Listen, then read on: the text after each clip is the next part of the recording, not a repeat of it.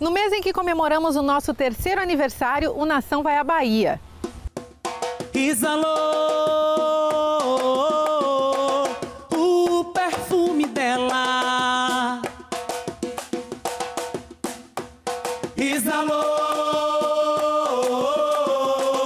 o perfume dela. Eu vou seguindo e lê aí, pra ver se encontro com ela. Eu vou seguindo e lê aí, pra ver se encontro com ela. Eu já disse exalou, exalou o perfume dela. Exalou o perfume dela. Eu vou seguindo e lê aí, pra ver se encontro com ela. Eu vou seguindo e lê aí, pra ver se encontro com ela. Minha linda preta, eu deito e acordo pensando em você. Levanto um pouquinho somente pra te ver. Tá difícil de te esquecer, de te esquecer. Você é a estrela negra que brilha pra mim. É a rosa mais linda do meu jardim. Uma paixão que nunca tem fim, que nunca tem fim. Me pega e me abraça e me beija, faça o que quiser. Eu sei que você é uma linda mulher e eu estou pra o que der e vier. Eu já disse exalou, exalou o perfume dela. Exalou o perfume dela. Eu vou seguindo e ler pra ver se encontro com ela. Eu vou seguindo e ler pra ver se encontro com ela. A noite mais esperada e estrelada é da beleza negra. A noite mais esperada e estrelada é da beleza negra. Vai eleger desado ébano, uma negra forte cheia de riqueza, que vai reinar o ano todo, representando a raça. Na primeira parte do episódio de hoje, vamos mostrar a tradicional Festa da Boa Morte, que acontece todos os anos na cidade de Cachoeira desde o século XIX e virou símbolo de resistência cultural.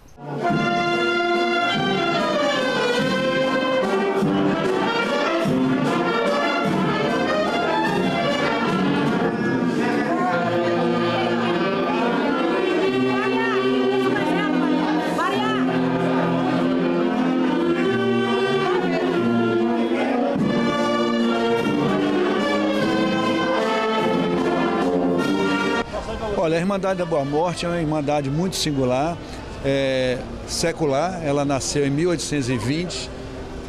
Na verdade, um grupo de senhoras se reuniram na Irmandade para pagar a alforria daqueles escravos, né? Libertar escravos.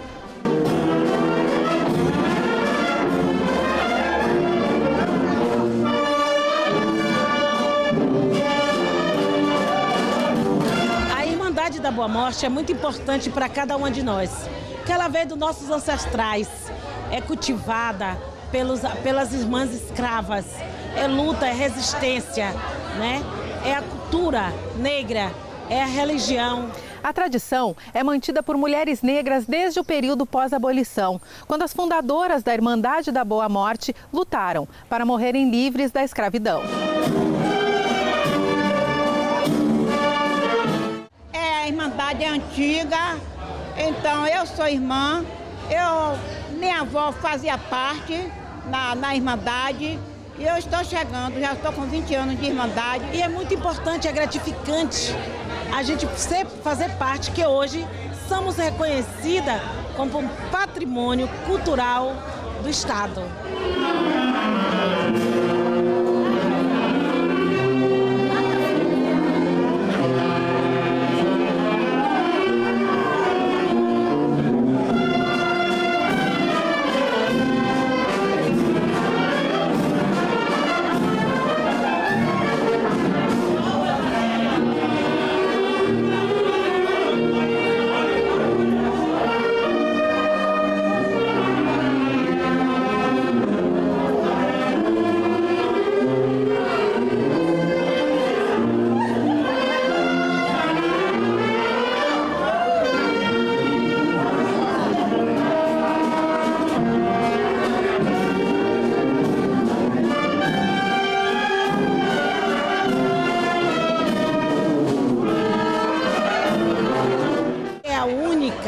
da América Latina é essa Irmandade da Boa Morte.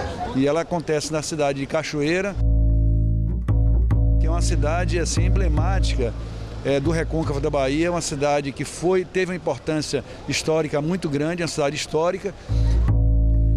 Oxumaré me deu 2 barajás na festa de Nana Borocô. A velha deusa das águas quer munguzar seu ibiri enfeitado com fitas e búzios. E é uma cidade que tem um berço de cultura negra muito forte, que a quantidade de candomblés. Cantar essa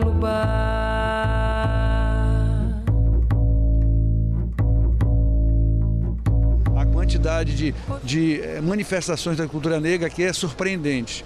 Realmente é uma cidade maravilhosa, é uma cidade que tem um peso cultural imenso na Bahia e no Recôncavo da Bahia. A velha deusa das águas quer munguzar. Festa da Boa Morte é uma das tradições mais importantes em termos de cultura, uma cultura negra com a católica. Seu ibiri. Na verdade, eles se juntam a essas tradições e é hoje uma das festas mais representativas da Bahia.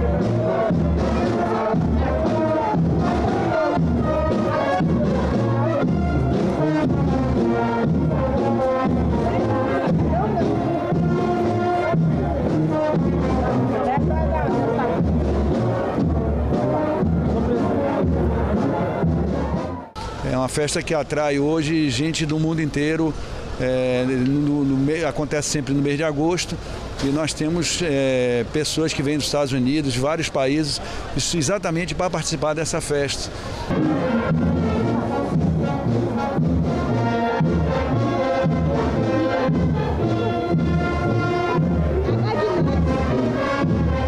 No século XVIII, os escravos tinham uma boa morte, eram mortos, não tinha identidade, não tinha nada. E essa Nossa Senhora foi nascida dentro da senzala.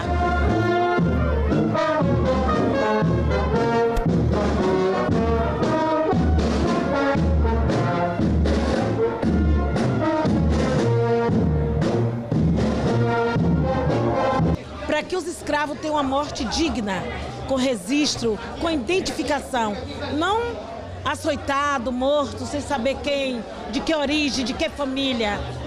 Foi isso que foi a luta das mucamas, comprar alforria para libertar nossos irmãos negros.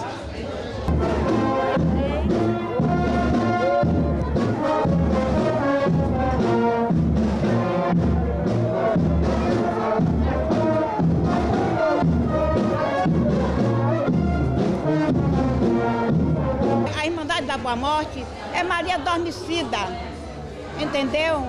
Então hoje, que é o dia da glória, 13 foi o dia da ceia das irmãs falecidas, 14 foi o dia do cortejo de Nossa Senhora e hoje é o dia da celebração de glória a ela.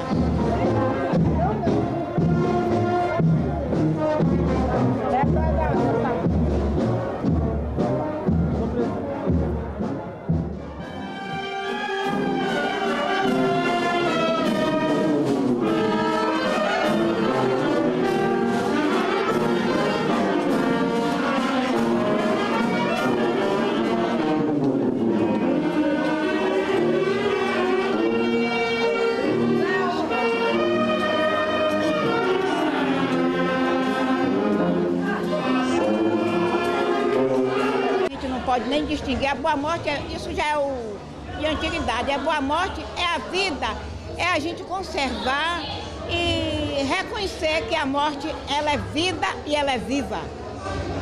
É quem nos contagia.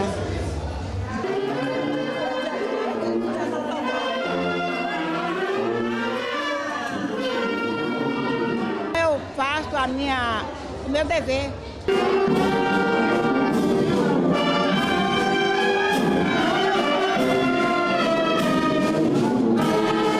A nossa verdade, a nossa beleza, faz parte da cultura. A irmandade faz parte da cultura.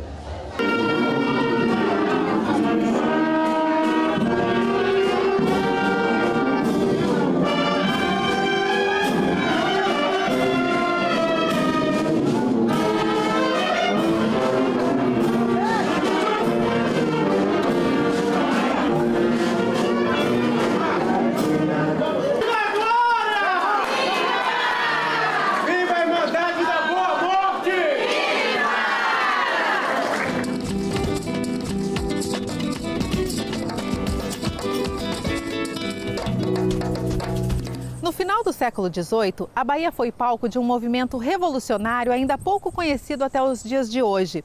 A Revolta dos Búzios, também conhecida como Conjuração Baiana e Revolta dos Alfaiates. O movimento pregava o fim da escravidão, do domínio português e a criação de uma república com igualdade para todos. O documentarista baiano Antônio Olavo destaca a importância do registro desse fato histórico. Ocorre 9 anos depois da Inconfidência Mineira e 9 anos depois da Revolução Francesa. Ele teve influência muito grande da Revolução Francesa, dos iluministas. Naquela época era comum. O que ocorria, quando a Revolução Francesa ocorre, em 1789, ela espalha pelo mundo a semente das revoluções.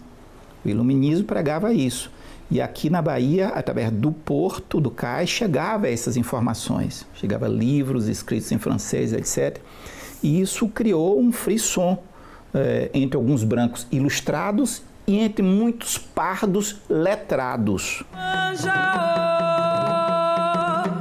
Diferentemente da Inconfidência Mineira, eles levantaram a bandeira da independência, que a mineira também levantaram a bandeira da república, que a mineira também levantou, mas, diferentemente, eles levantaram a bandeira do fim da escravidão, que a Inconfidência Mineira não tocou nesse assunto. Então é um movimento muito mais abrangente do ponto de vista de envolvimento de pessoas, um movimento que envolveu centenas de homens pardos e mulheres também, e foi também um movimento que conseguiu levantar aspectos que até então não se estava na ordem do dia. Esse é um movimento de importância muito grande, porque pela primeira vez esse movimento ele tem um sentido mais coletivo de pensar. Eles defendiam a independência do continente do Brasil. Ele falava de uma forma mais geral. E ele avançava na proclamação da República, na independência que só veio em 1822, portanto, 24 anos após esses homens terem levantado essa bandeira. Avançava na proclamação da República, na defesa da bandeira da República, que só veio em 1889. E avançava no fim da escravidão, que só veio em 1888. Então, um movimento muito significativo. Eu, pessoalmente, considero que é um movimento mais importante que a Inconfidência Mineira. A Inconfidência Mineira hoje tem o 21 de abril, que é o feriado, a morte de Tiradentes. E a Revolta dos Búzios não tem ainda o destaque e o conhecimento que ela merece, que precisa. A gente vivia ainda num período de um sistema colonial escravista, com profundas desigualdades sociais e raciais, e as insatisfações eram muito grandes, né, na colônia. Essa Revolta dos Búzios não é um acontecimento único na história de luta do povo negro no Brasil e na Bahia. Existiram várias outras, né? Então, no momento que ela recebe esse contato com essas ideias iluministas, isso materializou esse desejo de mudança profunda. Então, no dia 12 de agosto de 1798, foram espalhados por vários pontos de grande movimentação na cidade manuscritos, papéis manuscritos que conclamavam o povo a fazer uma revolução, defendendo a imediata implantação de uma república baiense, como eles chamavam, e o fim da escravidão. Esses papéis criaram um alvoroço na cidade, porque mesmo que não os leu, tomou conhecimento deles, e o governo ficou desesperado, porque pela primeira vez ele se confrontava com um movimento mais consistente, mais formal, mais organizado, que desafiava abertamente esse poder colonial. O governo instalou uma devassa, que era esse formato investigativo muito comum na época. Essa devassa é instalada no mesmo dia, 12 de agosto, e abre-se um processo de 15 meses, durante o qual a cena política da Bahia ficou convulsionada, com centenas de interrogatórios, detenções, prisões, condenações dos mais variados tipos, até a execução final de 4 homens negros na Praça da Piedade. Então foi um movimento que houve uma intervenção muito dura. 59 homens foram presos, as detenções foram em número maior, mas a prisão efetiva com um tempo mais duradouro foram 59 pessoas, das quais 7 mulheres. 39 desses foram sentenciados, nenhuma mulher sentenciada. Então, 39 foram sentenciados e as condenações variaram de açoite público, degredo perpétuo, prisão durante tempo limitado, 2, 3 anos, prisão perpétua e, a mais grave delas, a morte pela forca, todos esses homens acusados de crime de lesa majestade.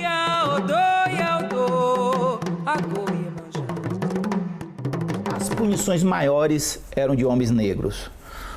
3 homens brancos tiveram punições mais brandas, que depois, inclusive, foram, no termo contemporâneo, foram anistiadas, foram reduzidas essas penas. Mas as penas maiores, mais severas, de açoite, degredo e prisão perpétua e o enforcamento era de 4 homens negros. Era o Luiz Gonzaga, que era soldado, 36 anos. Era o Lucas Dantas, também soldado, 22 anos. O João de Deus, mestre alfaiate, 27 anos, casado com Luísa Francisca e com 5 filhos pequenos. E o Manuel Faustino, mais novo deles, de 22 anos, aprendiz de alfaiate. Mas a revolta não teve somente esses 4 mártires. Teve também, no dia 28 de agosto de 1798, um boleeiro, um homem negro escravizado, boleeiro, que foi preso, entregue por seu dono, e no dia seguinte ele foi encontrado na cadeia com um punhado de comida na boca e com sinais de envenenamento. Uma junta médica fez o exame e constatou que ele tinha sido envenenado na cadeia. Antônio José. Então, Antônio José é o 5º mártir da revolta de Búzios.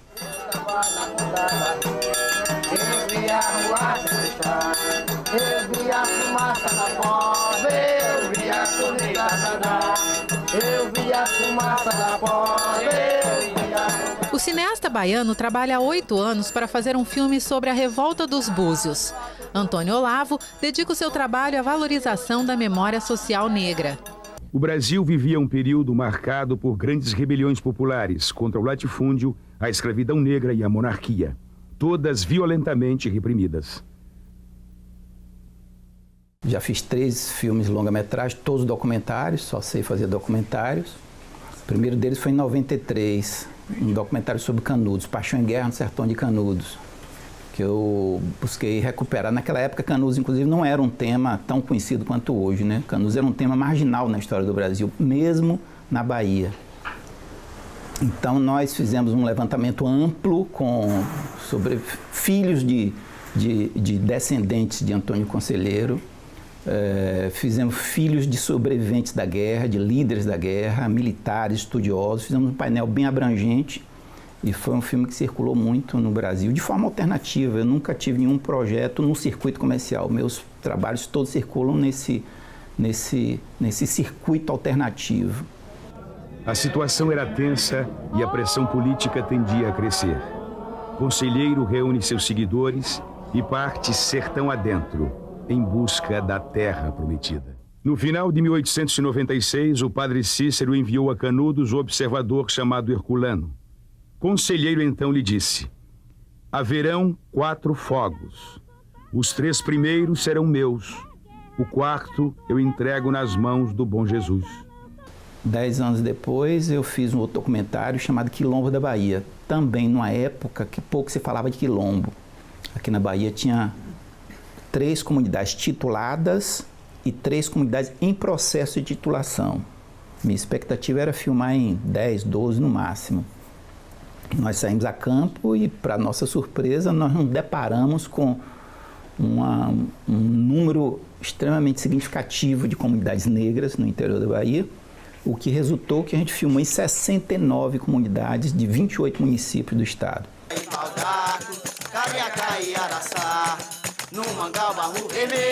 É uma realidade que a gente não queria para o nosso povo. Imagine pleno século XXI, né? Uma comunidade com mais de 800 famílias, hoje se encontrar dessa forma. Aí a gente ia buscar essa água. Então, de certa forma, nós demos uma contribuição para rasgar esse véu que cobria essas comunidades quilombolas, que as pessoas não tinham nem muita compreensão do que era um quilombo. Tinha uma compreensão histórica, né? A partir daquela imagem de Palmares, uma comunidade isolada, aguerrida, longe da civilização. O que nós vimos é que não era nada disso. Essas comunidades tinham um relacionamento muito grande, até porque nessas comunidades, invariavelmente, não tinha juventude. Tinha pessoas idosas e crianças e adolescentes. A juventude estava principalmente em São Paulo, trabalhando. Mas, nas festas de padroeiro, no final de ano, no Natal, etc., essa juventude voltava para as comunidades. E quando elas voltavam, o intercâmbio se dava.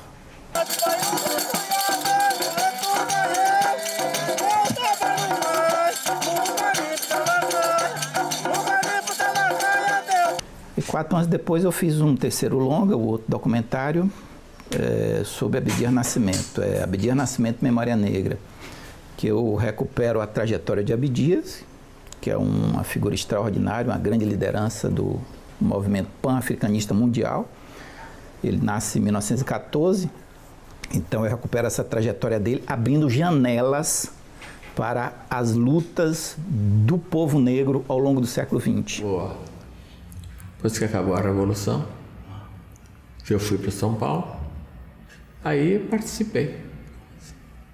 Na próxima semana tem mais comemoração do aniversário do Nação na Bahia, com outra celebração muito especial, os 40 anos do Grupo Ilê Aie. Até lá!